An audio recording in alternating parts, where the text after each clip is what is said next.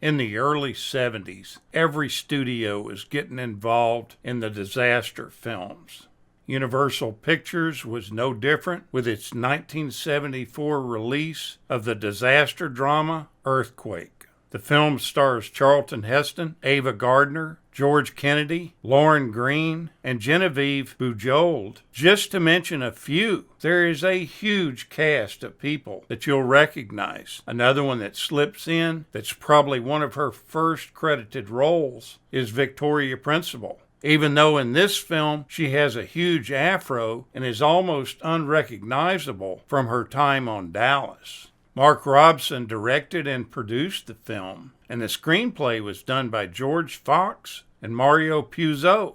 As you can tell, the film is about an earthquake, a catastrophic earthquake that destroys most of the city of Los Angeles. Now, everything about this film is just massive. The set design, the stunts that are done, the miniatures they use to mimic the buildings. This is all done on a colossal scale in the Universal Studios backlot. They even put some of these large-scale sets on rollers so that they could achieve a shaking effect when they needed it. The movie used a new technique developed especially for this film. It's called a shaker mount camera system, and that mimics the effects of an earthquake by moving the entire camera body several inches side to side. They used this camera mount for most of the exterior scenes. They used a massive amount of highly trained stunt artists for most of the dangerous scenes that involved high falls, dodging falling debris, and the flooding sequences. The film set a record for the most stunt artists that were ever involved in a film production at that time, which was 141.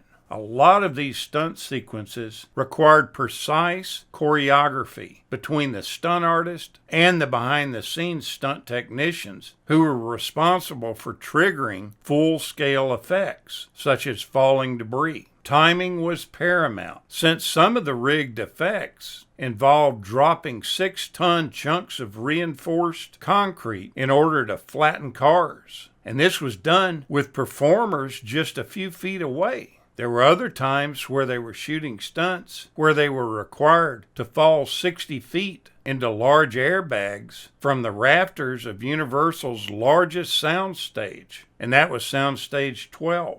They did everything possible to prevent injuries in the filming, but several did occur. One stunt person suffered a concussion during the flood sequence, and several of them were injured during the elevator crash scene since the set was designed to collapse upon them. The producer, Jennings Lang, offered a cameo role to his good friend, Walter Matthau, which Matthau accepted, and he did it without compensation. Now, boy, I'll tell you one thing. This is the high spot of the film. Walter Matthau plays the funniest drunk, and he is just a high spot. In the credits of the film, he's given a completely fictitious name, the name of Walter Matushansky. Now, I think I'm getting that name right. It's about 20 letters long, and it's a name they just completely made up. His role was originally scripted as a drunk that just sits at the end of the bar. They went on to expand this role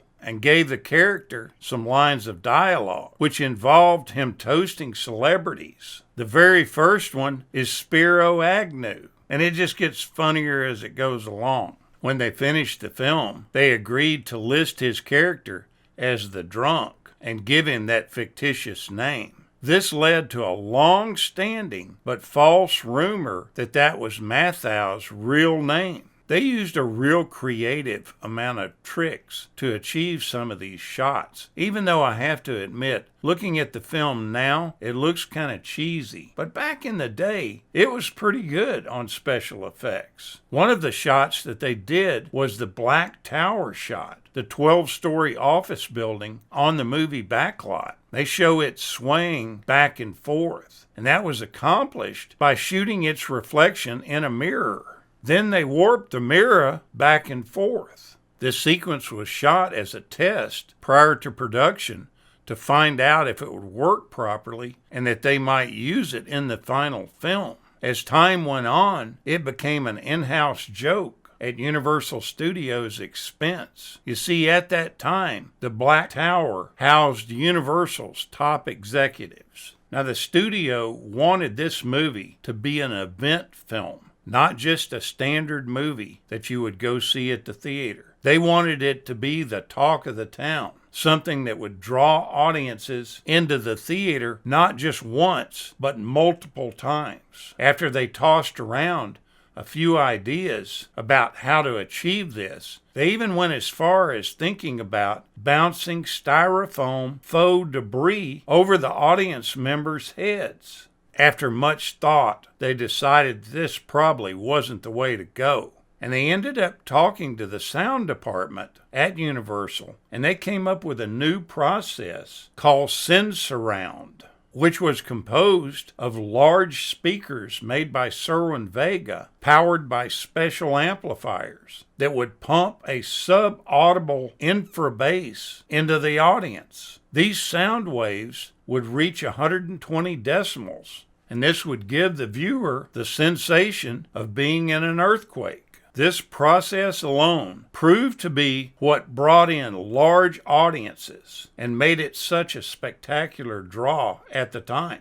Now you see Ava Gardner in this film, and she plays Lauren Green's daughter, which is kind of a stretch. The ages just don't sync up in that part of the film. Now, I have to admit, Ava Gardner, who is probably one of the most beautiful actresses from big-time Hollywood, had kind of gone downhill by this point. Her wild lifestyle, excessive partying and drinking, smoking, had finally kind of caught up with her. And you can still see the remnants of what used to be Hollywood's greatest beauty, but it's sure starting to fade. It's said that the only reason she wanted to appear in the film was primarily because she wanted to spend the summer in Los Angeles. Now, it was pretty amazing that she wanted to do most of her stunt work, including dodging blocks of concrete and heavy steel pipes. She doesn't set the world on fire with her performance either. As a matter of fact, her performance is really dismal, and it's probably one of the worst I've seen from her.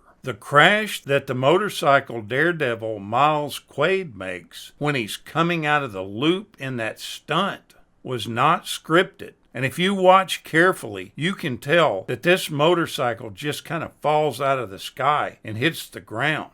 Bud Eakins was the stuntman on board, and he was uninjured. But the crash did end up staying in the final cut of the film. The television premiere of the 123-minute movie was scheduled by NBC to air in September of 1976. It was going to kick off the network's new series of big events that fall. The theatrical version was just too long to fill that big event's 2-hour time slot with commercials. So NBC needed to air the film over 2 nights, 1 week apart. In doing this, the theatrical film wasn't long enough to spread out over 2 nights. So NBC contracted with Universal Studios to reinsert footage shot for the theatrical film that was initially left on the cutting room floor. Also, original cast members Victoria Principal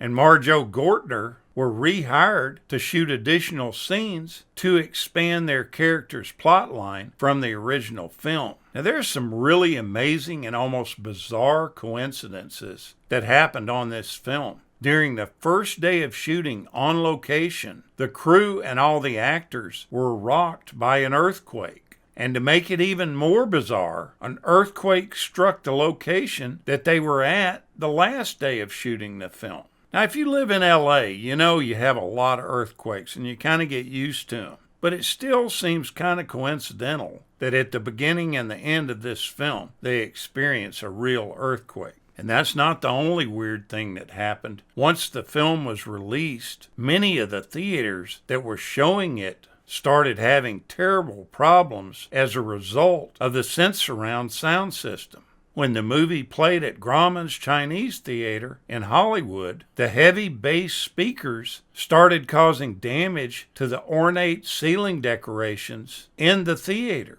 They ended up having to rig a net above the patrons because they feared that some of these pieces might break loose and fall onto the audience below. Initially, some of the audiences had been hit with small pieces of debris, but none of them were injured. When the film premiered in Chicago, the head of the Building and Safety Department demanded that the system be turned down because he was afraid of structural damage that might be caused by this sound system. In Billings, Montana, a knick-knack shop next door to the theater lost part of its inventory when items from the shelves were thrown to the floor when the system was cued during the quake scenes. The sound system went on to be used in a few more films, one being Midway in 1976, Roller Coaster in 1977, and Battlestar Galactica in 1979. After that, it was deemed too troublesome to continue using.